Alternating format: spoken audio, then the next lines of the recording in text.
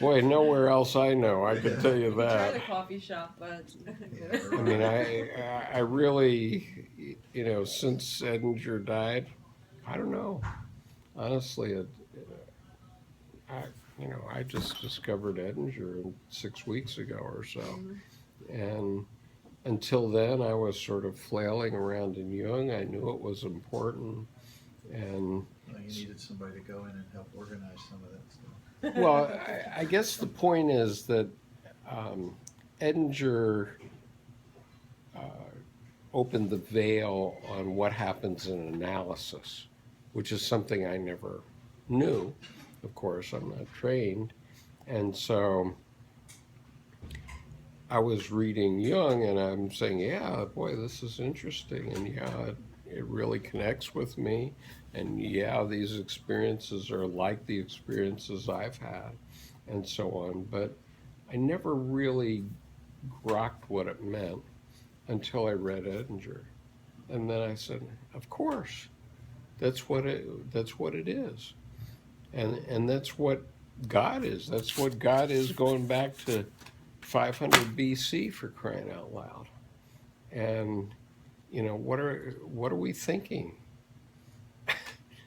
Well, Pardon?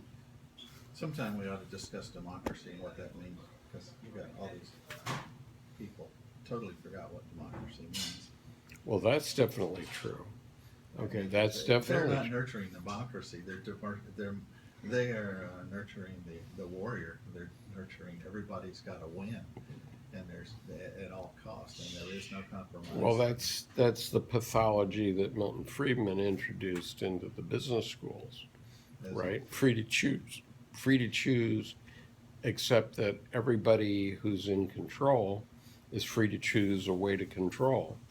And allow you not to choose. right, That's true. until they've made a pathological society, which is what they've done now. We've undercut major portions of the legal system of the United States. I mean, They're doing it again. and they're still doing it. It's not doing it again. They never stopped doing it.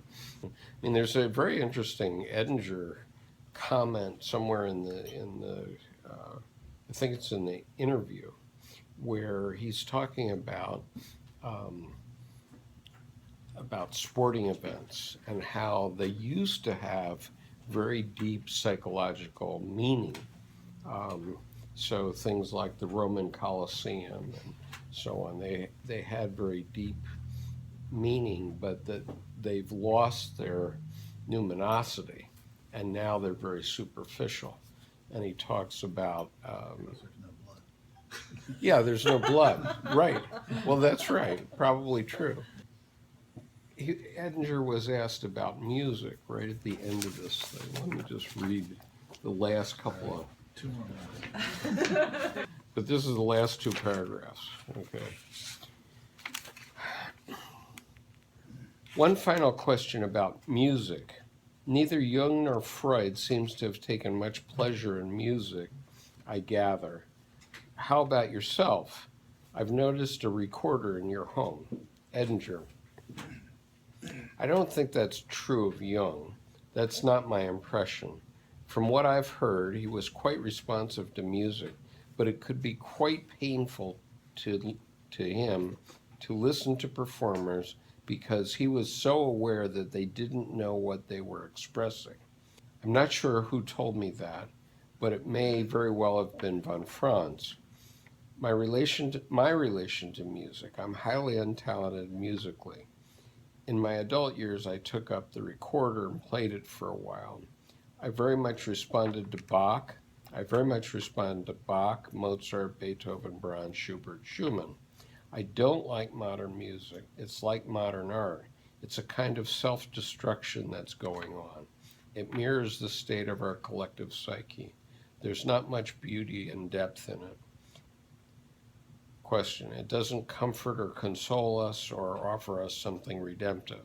It doesn't touch the depths, says Edinger. That was the last thing he said. You know, that's something, as I got older, I finally realized what music I was listening to.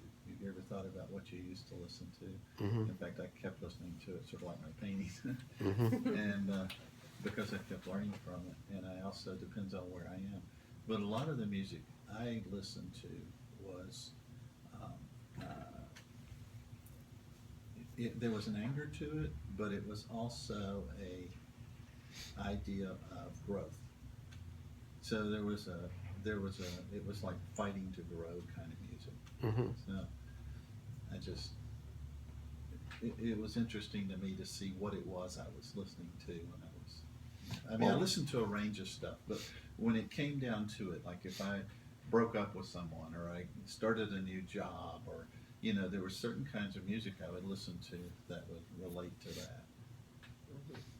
I saw it today. I was in Barnes and Noble, and I saw a book of all of Bob Dylan's lyrics. Yeah, yeah. Um, It's huge. that would be very interesting because Yeah. he clearly expressed something that was in the collective of a generation, and it's probably still there.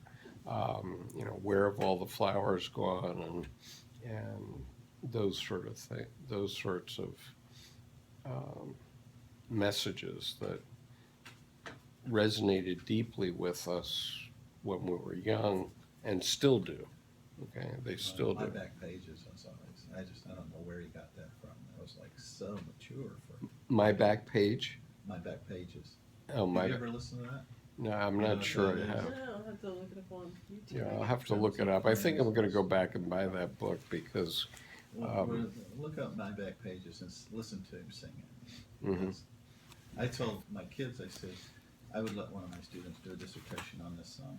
Mhm. Do a dissertation on it? Yeah.